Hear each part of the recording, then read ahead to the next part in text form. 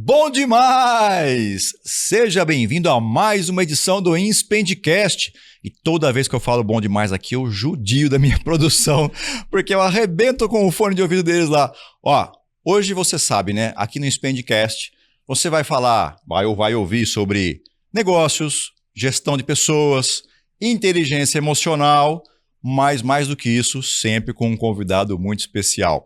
Roda a vinheta, Gui!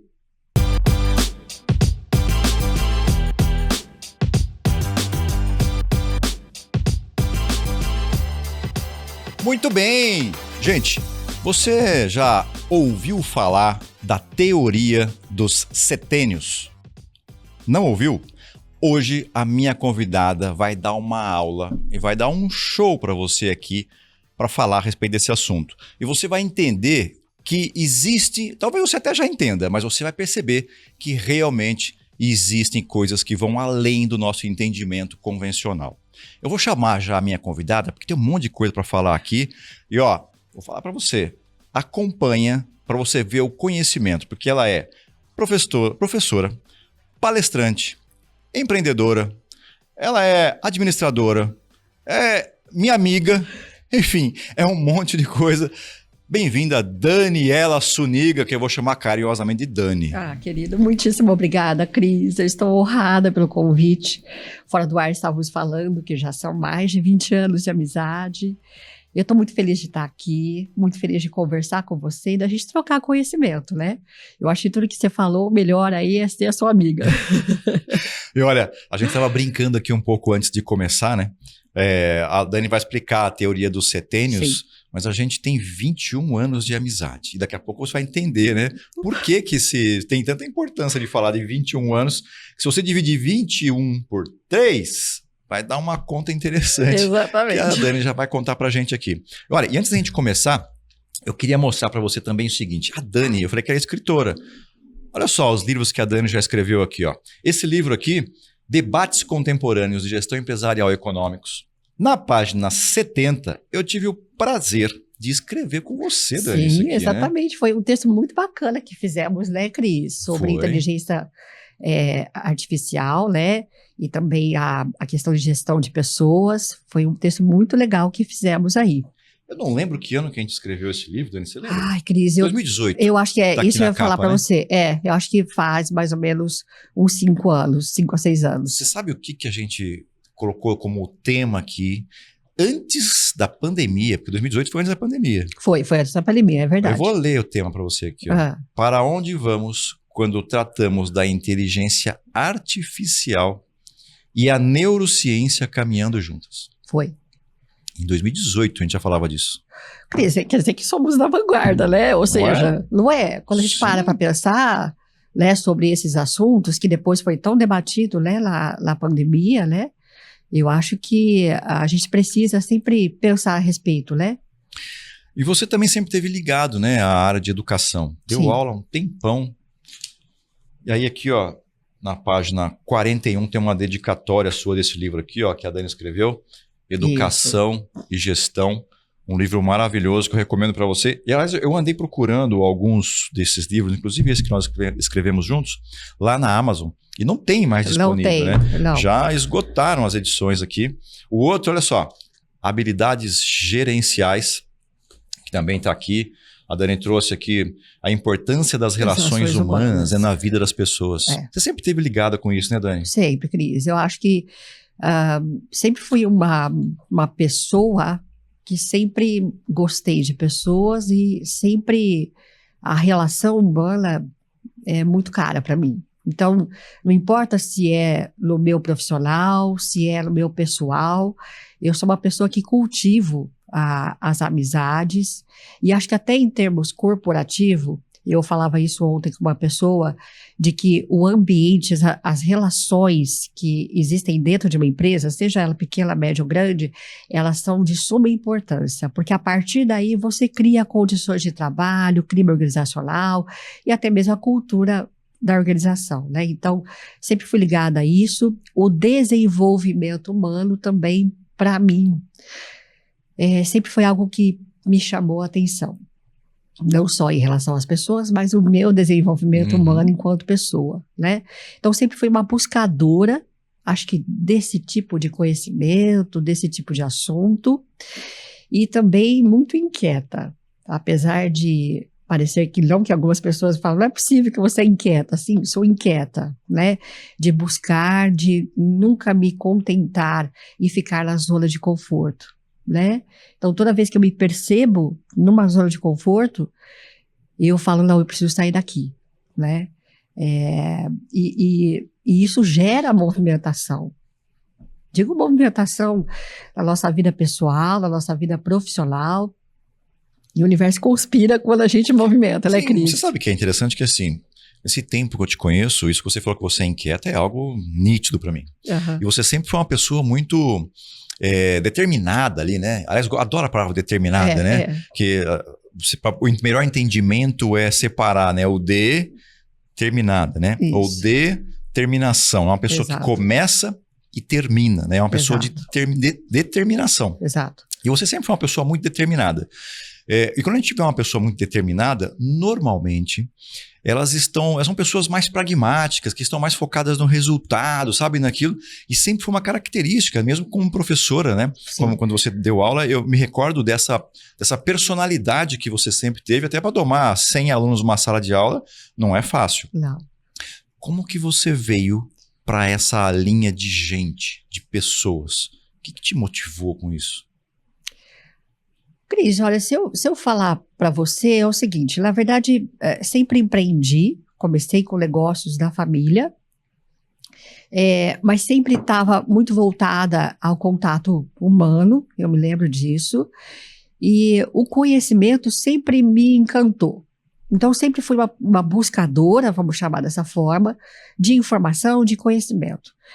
E aí, quando eu tive a oportunidade de ir para a sala de aula, de ter contato com os alunos, que são adultos, né, em sua maioria, obviamente, principalmente na graduação e na pós-graduação, eu falei assim, gente, eu preciso, não é só vir dar disciplina, eu preciso saber quem eles são, eu preciso levá-los a lugar que vai fazer a diferença na vida deles, sempre pensei isso.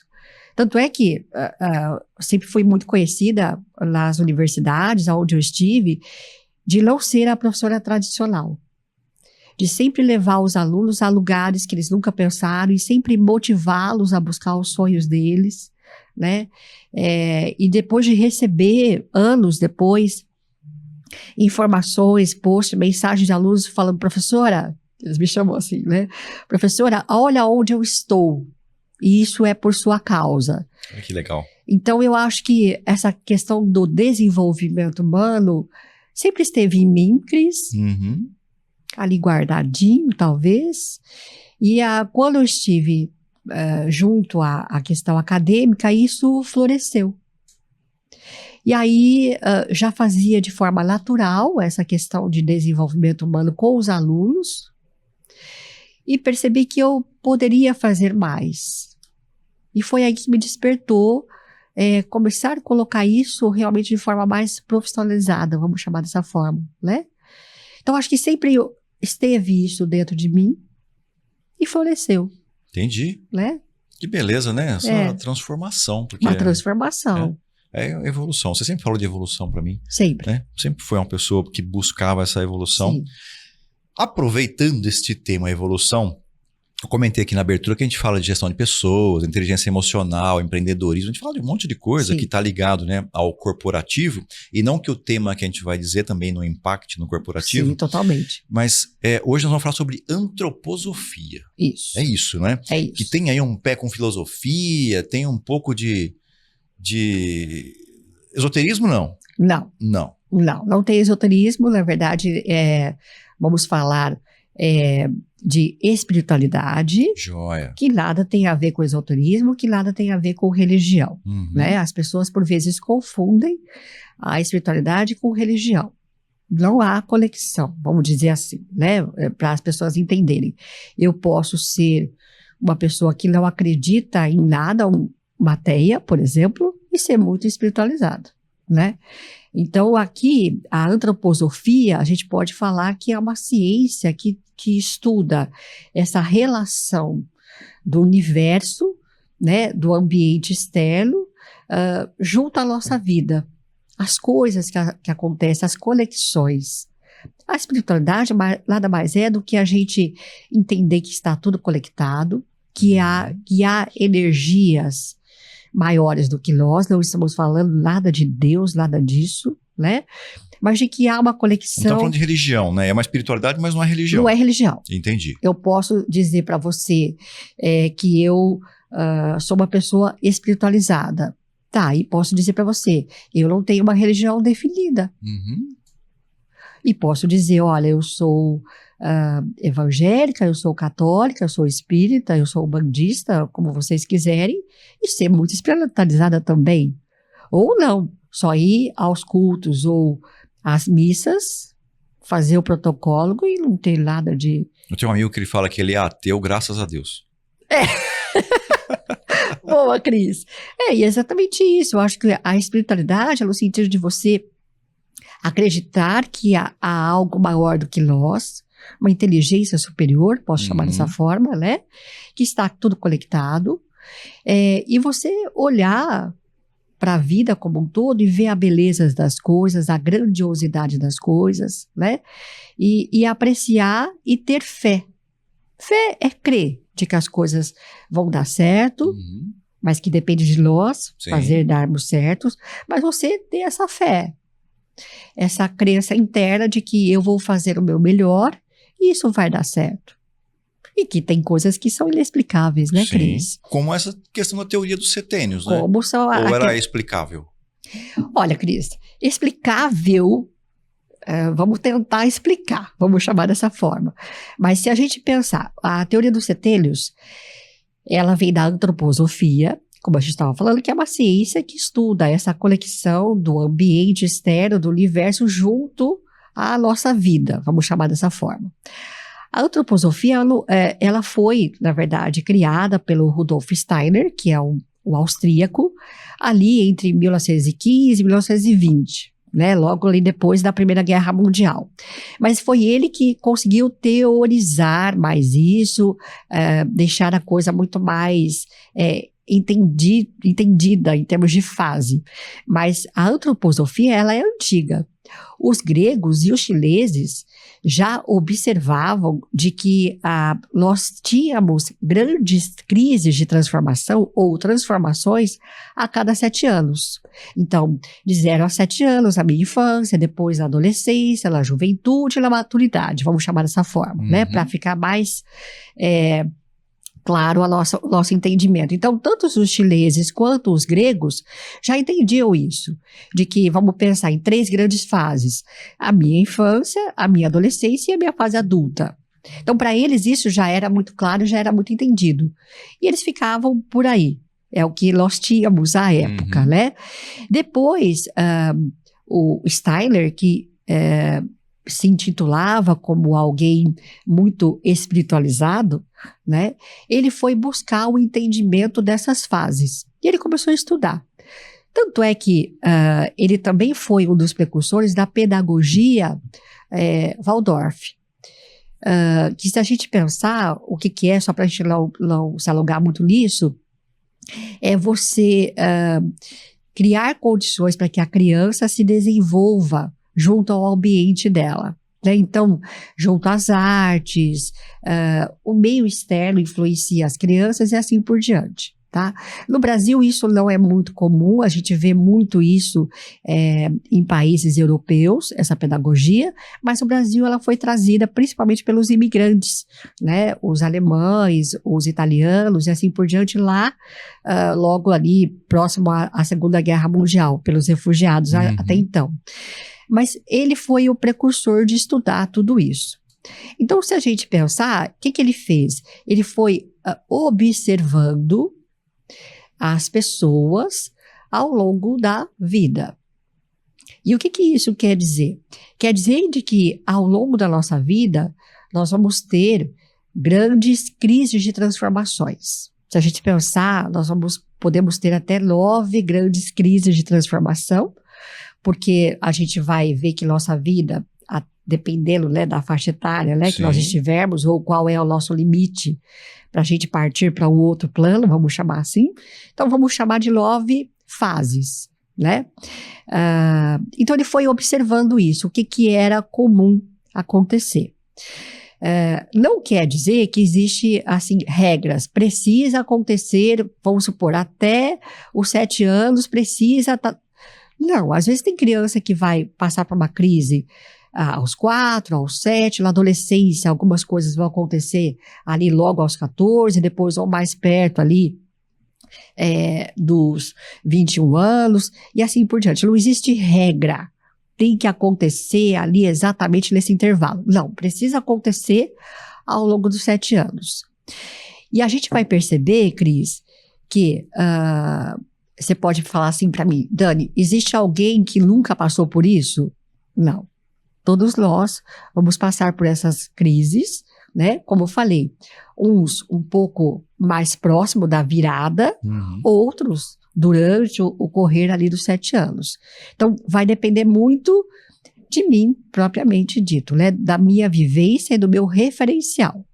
Parece que tem até uma alteração de DNA, né, que acaba acontecendo, uma resposta no DNA que está ligado nessa questão também de mudança de 7 em 7 anos, inclusive de aparência que nós temos. Tem algumas coisas que eu já li a respeito que fala, sabe, essa vamos chamar de interferência. Interferência, né, que biológica, né? Biológica, exatamente, biológica. Isso sentida, tanto é que existe a medicina antropofásica, né?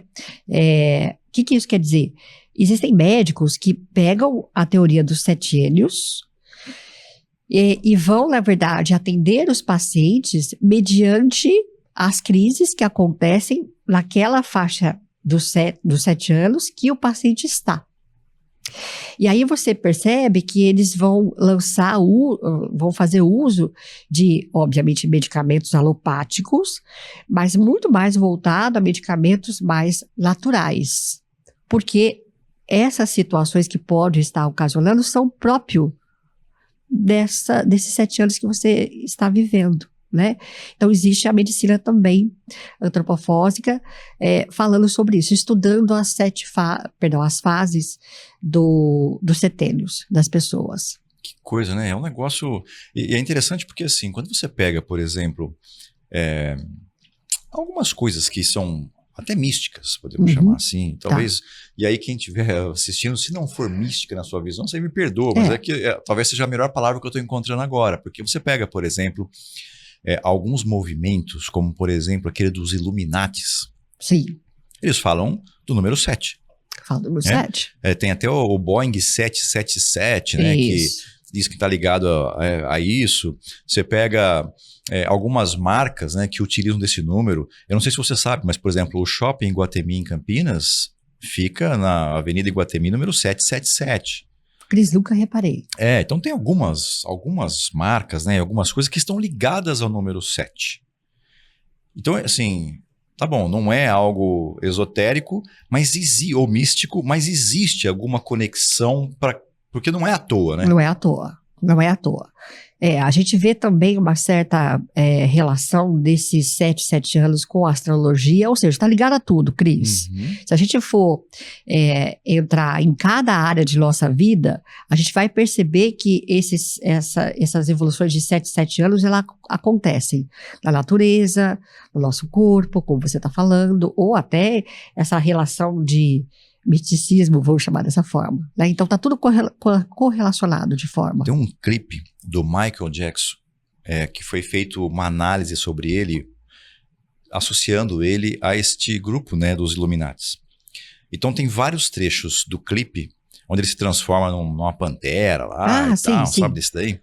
Eu não lembro qual que é a música, o nome da música, mas tem um momento do clipe em que aparece 3 vezes a letra K.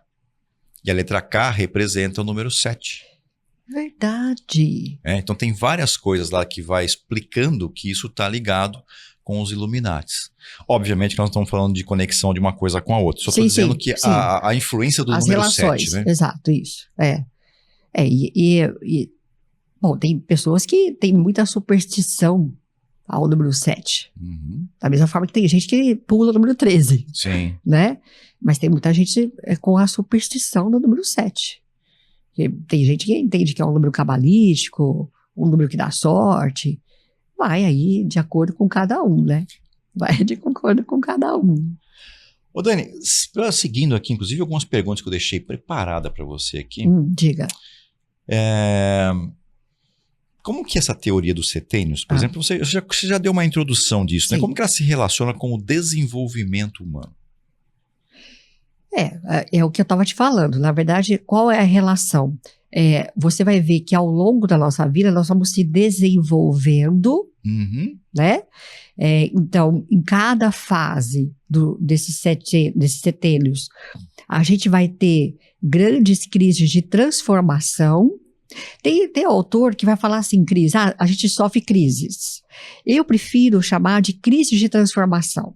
Por quê? A gente vai ter a infância, nós vamos ter a adolescência, nós vamos ter a maturidade. Você vai ver que sempre assim, olha, as pessoas se casam em determinado setênio. As pessoas têm filhos em determinado setênio. Ou seja, você está pronto para conceber aquilo, né? Você está pronto para vivenciar aquilo.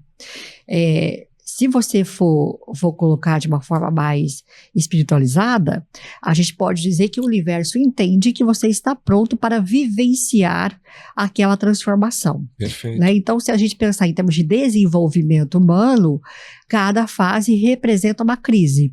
E é uma crise de transformação, porque crise não precisa ser algo ruim. Sim.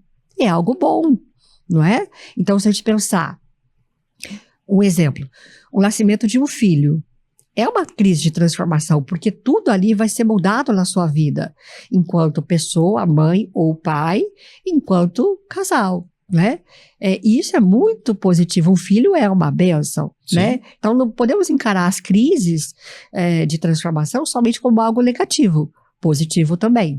E aí, se a gente for mais a fundo nessa teoria, a gente vai perceber de que o desenvolvimento se dá a partir dessas crises. Estou pronta, vivenciei a crise da minha infância, estou pronta para ir para a adolescência. Perfeito. E assim por diante. Aí, até vendo aqui, quem está vendo a gente lá, a Dani está falando, obviamente, do desenvolvimento humano, que é o desenvolvimento que nós, como pessoas, vivemos, né, Dani? Sim, Daqui sim. até a leitura dos 9 setênios. Exato.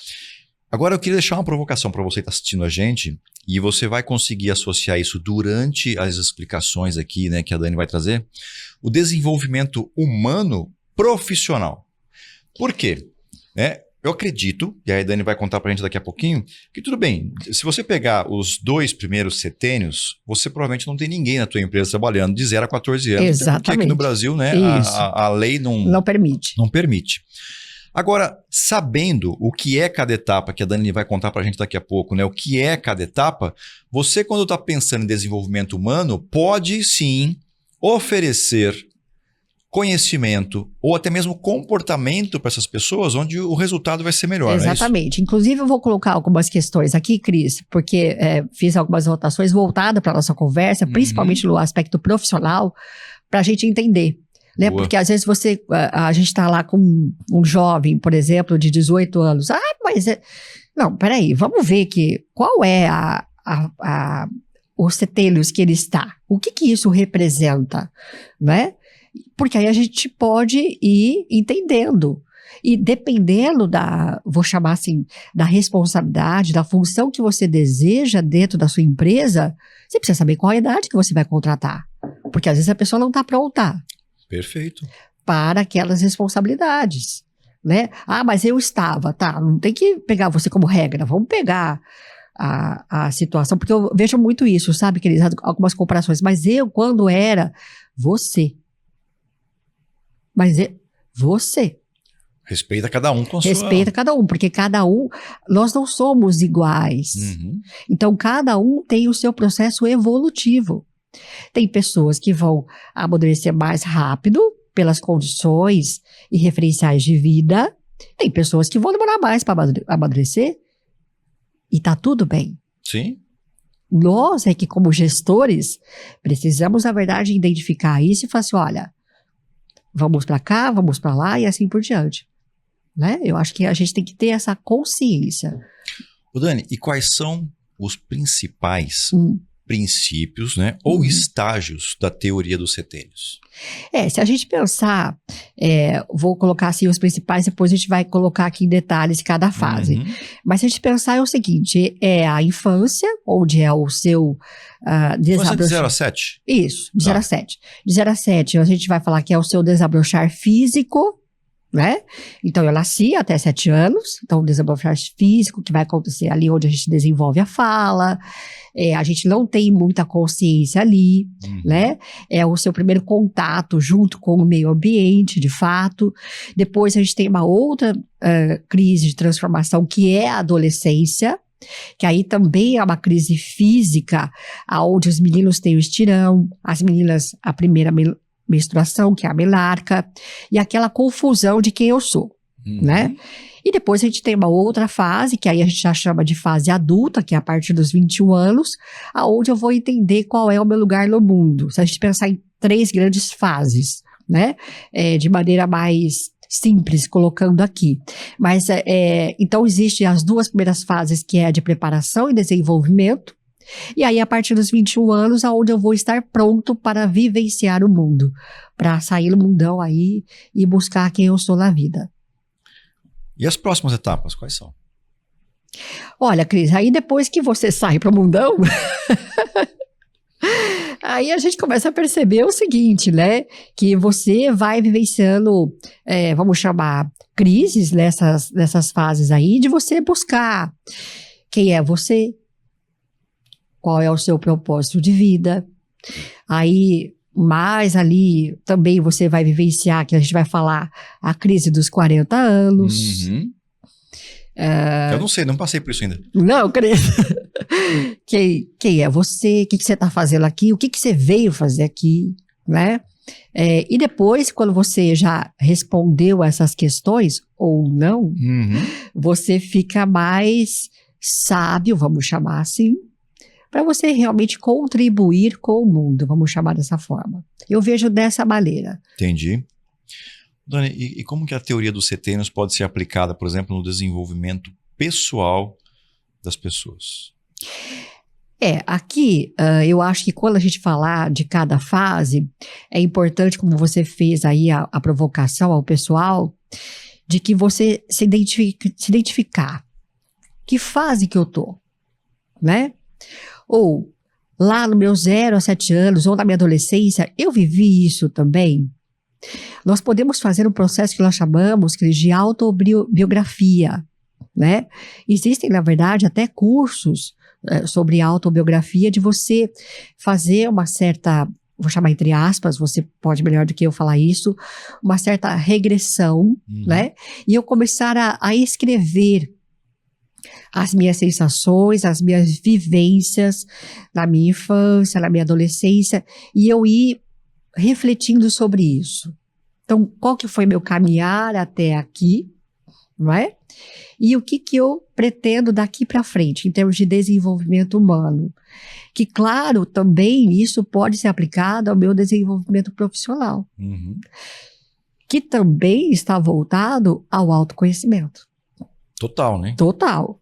Então, você volta, começa a escrever aí o que você se lembra da sua infância, da sua adolescência, quais foram as principais situações que você vivenciou, que você se lembra que foram marcantes para você.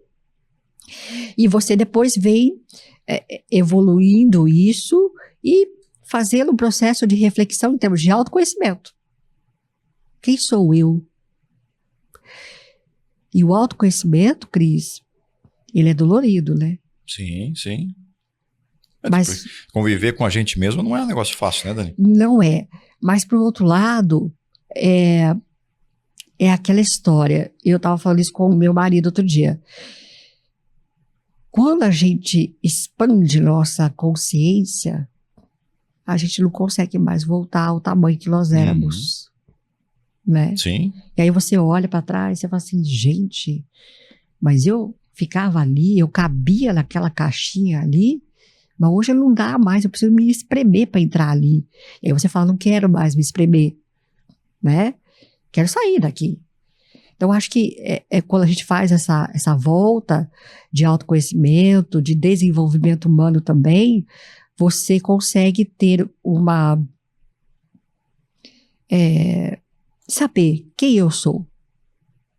E é difícil essa pergunta, hein? Eu costumo dizer, né, com pessoa assim, você se perguntar, e dá para ter respostas diferentes, tá? Sim. Quem é você e quem você é. É isso, entendeu? Entendi. Quem é você? Você é a Daniela, Sou sua Daniela. Agora, quem você é, dá para você fazer um livro para explicar, né? E às vezes a pergunta as pessoas acabam achando que a resposta é a mesma. E não é, né? Você sabe, Cris, fazendo só uma parte aqui, você me fez lembrar de uma coisa. Quando eu estava chamando alguns convidados para participar dos projetos, né, que é o Diálogos com o Dani, eu sempre falava assim para o convidado, olha, me passa uma breve descrição de quem é você, né? Poxa, para a gente dizer quem é a pessoa tal. Eu sou fulano e colocava a profissão. E eu perguntei um dia para uma, eu falei, não, tá, eu já sei que você é, né, por exemplo, um médico, mas quem é você? E aí essa pessoa voltou para mim e falou assim, Dani, essa pergunta é muito difícil para eu responder. Até porque falar de si mesmo é complicado, não é? É complicado. É complicadíssimo, Cris. É bem complicado.